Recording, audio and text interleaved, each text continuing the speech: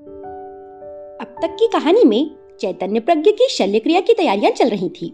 प्रातः काल का समय था। घने कोहरे की सफेद चादर धरती और पहाड़ों पर फैली हुई थी। पूरब का आकाश रक्ताभ हो चुका था और सूर्योदय होने ही वाला था। मठ के भीतर गहन निस्तब्धता बिखरी हुई थी। अब तक न जाने कैसे और कहां से 20-25 की संख्या में लामा एकत्र हो चुके थे। सभी खड़े होकर मौन साधे मन ही मन किसी मंत्र का जाप कर रहे थे। एक ऊंची पाषाण वेदी पर शांत और निर्विकार बैठा उन लामाओं को अपलक देख रहा था चैतन्य प्रज्ञ। उसी समय गुरु लामा योगी ने एक चमकीला औजार निकाला जो आरी जैसा था और उसके दांत पहने थे। सामने धधकती हुई अग्नि में उस औजार को खूब गर्म किया गया और खूब तपाया गया। उस तपते हुए औजार को चैतन्य प्रज्ञ के ललाट के मध्य में धीरे से रखा गुरु लामा योगी ने, और रखते ही औजार के आरी जैसे पहने दांत ललाट की हड्डी को धीरे धीरे काटने लगे। असीम पीड़ा का अनुभव होना चाहिए था चैतन्य प्रज्ञ को, लेकिन नहीं। असीम पीड़ा के स्थान पर उसे केवल साधारण सी मीठी यंत्रणा के अतिरिक्त और कुछ भी अनुभूति नहीं हुई। ललाट की हड्डी कट जाने के पश्चात गुरु लामा योगी ने उस औजार को बाहर निकाल लिया। ललाट के मध्य में उस औजार ने एक छेद बना दिया था जो भीतर से गहरा था, लेकिन उसका मुख छोटा था। उस छेद के कारण चैतन्य प्रज्ञ को ऐसा लगा जैसे उसकी आंतरिक स्थिति में परिवर्तन हुआ और वो थोड़ा ऊंचा उठ गया पहले से। गुरु लामा योगी ने अब औजार को रखकर एक लकड़ी हाथ में ली। वो लकड़ी शलाका जैसी थी। उसे उसने अग्नि में तपाया और फिर दिव्य औषधियों के जल से छिड़ककर उसे पवित्र किया, और फिर चैतन्य प्रज्ञ के ललाट में हुए छेद के भीतर उस लकड़ी की शलाका को डाल दिया। ज्यों ही उस शलाका का स्पर्श कपाल प्रदेश के उस विशेष आंतरिक भाग से हुआ, उसी क्षण चैतन्य प्रज्ञ ने अपने नेत्रों में एक अनिवर्चनीय दिव्य प्रकाश का और साथ ही अपनी नासिका में एक दिव्य सुगंध का अनुभव किया। और उन दोनों अनुभवों के परिणाम स्वरूप चैतन्य प्रज्ञ को लगा कि बाह्य जगत से अब तक जो कुछ भी वो देख रहा था वो सब अब एक नए रूप में परिवर्तित हो गया है। कहने की आवश्यकता नहीं, उस परिवर्तन का प्रतिफल और प्रभाव चैतन्य प्रज्ञ के गंभीर मुखमंडल पर भी पड़ा था, जिसे देखकर उसके गुरु लामा योगी मधुर वाणी में बोले, चैतन्य प्रज्ञ, अब तुमने वो स्तर प्राप्त कर लिया है जिस स्तर पर हम सब लोग हैं। अब तुमको वो दिव्य दृष्टि प्राप्त हो गई है जिसके द्वारा तुम संसार के वास्तविक रूप के अतिरिक्त मनुष्य के भी वास्तविक रूप से पूर्ण रूप से परिचित हो सकोगे। ये सुनकर असीम सुख और असीम आनंद का अनुभव किया चैतन्य प्रज्ञ ने। लकड़ी के उस रहस्यमय शलाका को ललाट से बाहर निकाला नहीं गया, उसे उसी में रहने दिया गया, बल्कि उस स्थान पर रहस्यमय तांत्रिक जड़ी बूटियों और औषधियों का लेप लगाकर एक पट्टी बांध दी गई। 2 सप्ताह के बाद ललाट की पट्टी को खोला गया। उस समय उच्च कोटि के लामा साधकों की भी वहां एक प्रकार से भीड़ इकट्ठी थी। पट्टी हटने के पश्चात सर्वप्रथम अपने लामा गुरु पर दृष्टि पड़ी चैतन्य प्रज्ञ की। उसने उनके मुख पर एक सुनहरा गोलाकार प्रभामंडल देखा, जो उनके शारीरिक और मानसिक पवित्रता का परिणाम था। अब तक काफी दुर्बल हो गया था चैतन्य प्रज्ञ, लेकिन उसकी बुद्धि तेज हो गई थी, इच्छा शक्ति प्रबल हो गई थी और बढ़ गया था आत्मबल। अपने तीसरे नेत्र से किसी भी व्यक्ति के अंतःकरण को देखने समझने की योग्यता उसे उपलब्ध हो गई थी। धीरे धीरे रंगों और आभासों के व्यक्ति के विचारों, भावनाओं, इच्छाओं को तत्काल जान और समझ लेता था। कुछ समय के पश्चात उसे इतनी शक्ति प्राप्त हो गई कि किसी भी व्यक्ति के मनोभावों को अपने अंतःकरण में प्रतिफलित कर लेता था। कुछ समय के पश्चात चैतन्य प्रज्ञ को दीक्षा देने का समय आ गया। मठ में दीक्षा का आयोजन शुरू हो गया। जो पहले लामाओं की मंडली आई थी वो चली गई थी। दीक्षा के अवसर पर अनेक गुप्त मठों से लामाओं का आगमन शुरू हो गया। निश्चित समय पर लामा गुरु के गुरु जो सर्वोच्च लामा थे, उन्होंने कहा, चैतन्य प्रज्ञ, तुमको परलौकिक जगत की दुर्लभ सिद्धि प्राप्त हो चुकी है। तुम्हें उसका उपयोग अपनी आत्म मुक्ति के साथ साथ लोकोपकार के लिए करना होगा, स्वार्थ सिद्धि के लिए नहीं।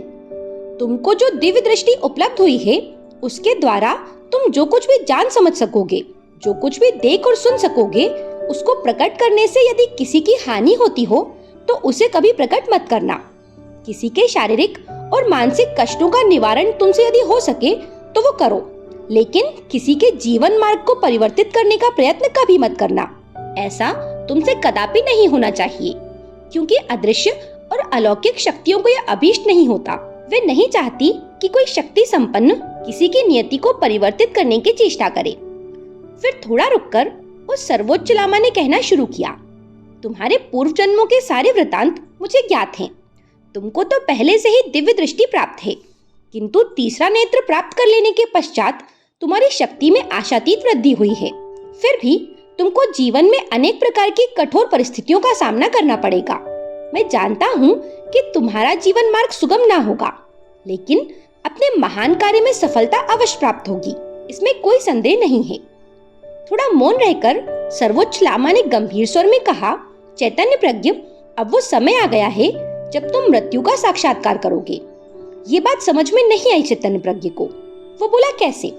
सर्वोच्च लामा ने कहा, शीघ्र ही एक आत्मा पार्थिव शरीर का त्याग करने वाली है। शरीर त्याग की इस क्रिया को देखना और समझना ही मृत्यु से साक्षात्कार करना है।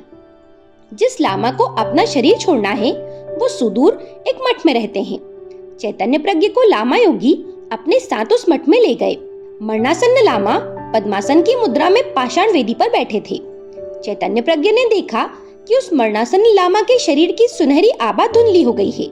उनके सामने पूरी रात वो बैठा रहा, लेकिन आत्मा ने शरीर का त्याग नहीं किया। किंतु प्रातःकाल होते ही उनके शरीर की जो शेष बची स्वर्णाभा थी वो अचानक ही गायब हो गई और कपाल प्रदेश से एक अंडाकार स्वर्ण वर्ण का प्रकाश पुंज निकलता हुआ दिखाई दिया। वो प्रकाश पुंज धीरे धीरे चलकर आकाश में विलीन हो गया। तिब्बत में सामान्य जन का मृत शरीर कुछ दिनों तक घर में रखकर बाद में जीव जंतुओं के आहार के लिए किसी निर्जन स्थान पर रख दिया जाता है, लेकिन योगियों और सिद्ध पुरुषों के मृत काया के साथ ऐसा व्यवहार नहीं किया जाता। वो काया अत्यंत पवित्र मानी जाती है और उसे दीर्घ काल तक सुरक्षित रखने की व्यवस्था की जाती है। इसी नियम के अनुसार पद्मासन से बैठे उस लामा की मृत काया को एक गहरे भूतल में बने कक्ष में पहुंचाया गया। वो कक्ष भूमि से लगभग 40 फुट नीचे था और अत्यंत ही रहस्यमय था। कक्ष की दीवारों पर चारों ओर सैकड़ों दीपाधार बने हुए थे, जिन पर घी के दीपक प्रज्वलित थे, जिनके सम्मिलित प्रकाश से पूरा कक्ष उद्भासित था। वातावरण में गहरी नीरवता बिखरी हुई थी। वैसे शव के साथ सैकड़ों लामा वहां गए हुए थे, लेकिन बाद में केवल 3 को छोड़कर वे सभी वापस लौट गए। वे 3 लामा शव को सुरक्षित रखने की क्रिया को जानते थे। उनके साथ चैतन्य प्रज्ञ वहां रुक गया। मृत लामा के शरीर के भीतरी भाग को निकालकर एक बड़े से घड़े में रखा गया और फिर एक विशेष विधि से उस घड़े के मुंह को बंद कर दिया गया। उसके बाद उनकी त्वचा को अच्छी तरह से धो पोंछकर उसमें जड़ी बूटियों से बना एक तरह का पदार्थ भर दिया गया, जो देखते ही देखते गाढ़ा होकर जम गया, जिसके फल स्वरूप शरीर का बाहरी रूप ठीक वैसा हो गया जैसे जीवन काल में होता है। इसके पश्चात त्वचा के ऊपर भी एक लेप लगाया गया। लेप थोड़ी देर के बाद गाढ़ा होकर जम गया। मृत काया को पूरी रात सूखने के लिए छोड़ दिया गया। दूसरे दिन उसे एक ऐसे कक्ष में रखा गया जो काफी गर्म था। मृत काया को चारों ओर से वनौषधियों और वनस्पतियों से ढक दिया गया। पूरे 12 दिनों तक मृत काया उस कक्ष में पकती रही। 13वें दिन उसे बाहर निकाला गया और निकालकर सोने का वर्क उस पर चढ़ाया गया, जिसके फल स्वरूप मृत काया की एक एक रेखा पहले की तरह स्पष्ट हो गई। इस प्रकार जब मृत लामा के पार्थिव शरीर का पूर्ण उपचार हो गया तो उसके पश्चात उसे उठाकर एक अन्य कक्ष में ले जाया गया। वो कक्ष भी भूतल में ही था और काफी लंबा चौड़ा था, मगर गहन अंधकार में डूबा हुआ था। एक लामा ने थोड़ा आगे बढ़कर मुख्य द्वार के समीप रखे हुए एक विशाल नगाड़े पर मुगड़ी से चोट की, जिससे कि पूरा कक्ष गूंज उठा और उसी के साथ पूरे कक्ष में हल्का नीला प्रकाश फैल गया। काफी प्रखर था वो हल्का नीला प्रकाश। चैतन्य प्रज्ञ ने देखा कि कक्ष में कई पाषाण वेदियां बनी हुई थी और प्रत्येक वेदी पर उसी प्रकार का स्वर्ण शरीर पद्मासन की मुद्रा में बैठा हुआ था। जो वेदियां खाली थीं, उनमें से एक पर उस लामा के स्वर्ण शरीर को बिठा दिया गया। चैतन्य प्रज्ञ को ऐसा प्रतीत हुआ कि पंक्तिबद्ध बैठे हुए वे स्वर्ण शरीर एक साथ चैतन्य हो उठेंगे, लेकिन ऐसा कुछ हुआ नहीं। उसे ये भी प्रतीत हुआ कि वो स्वयं सशरीर परलोक पहुंच गया है। टहलते हुए जब वो एक विशेष शरीर के सामने पहुंचा तो उसके भीतर एक प्रबल आकर्षण की अनुभूति हुई। लामा योगी ने आगे बढ़कर चैतन्य प्रज्ञ की पीठ थपथपाते हुए कहा, ये पूर्व जन्म का तुम्हारा ही शरीर है। और एक दूसरे शरीर की ओर उन्होंने संकेत करते हुए कहा, ये मेरा परित्यक्त शरीर है। एक दिन लामा योगी ने कहा, चैतन्य प्रज्ञ, स्वयं मृत्यु के द्वार पर गए बिना तुम्हें इस बात की प्रतीति नहीं होगी कि वास्तव में मृत्यु का कोई अर्थ नहीं है। इसीलिए अब तुमको उपमृत्यु का वर्ण करना होगा। इसके बाद लामा योगी चैतन्य प्रज्ञ को पूरे 6 मास तक अपने निर्देशन में गुप्त साधना कराते रहे। साधना के साथ साथ चैतन्य प्रज्ञ के शरीर को भीतर और बाहर से विभिन्न प्रकार की जड़ी बूटियों से स्वच्छ और निर्मल भी किया गया। अंत में उसे ध्यान की विशेष स्थिति में रखा गया। एक दिन लामा योगी चैतन्य प्रज्ञ को साथ लेकर यात्रा पर निकले। वो यात्रा काफी लंबी और अत्यंत कष्टदायिनी थी। अंत में दोनों ने एक गुफा में प्रवेश किया। गुफा का प्रवेश मार्ग काफी सकरा और लंबा था। मार्ग जहाँ समाप्त होता था वहाँ काफी लंबा चौड़ा विशाल हॉल था, जिसके ऊपरी भाग में आकाश में चमकने वाले नक्षत्रों की तरह हजारों नक्षत्र चमक रहे थे। उस हॉल के मध्य में भगवान बुद्ध की एक विशाल स्वर्ण प्रतिमा स्थापित थी। अब आगे ये कहानी एक बिल्कुल ही नया मोड़ लेने वाली है। कहानी के अगले भाग को आप जरूर देखें। मेरे साथ बने रहने के लिए आप सभी का धन्यवाद।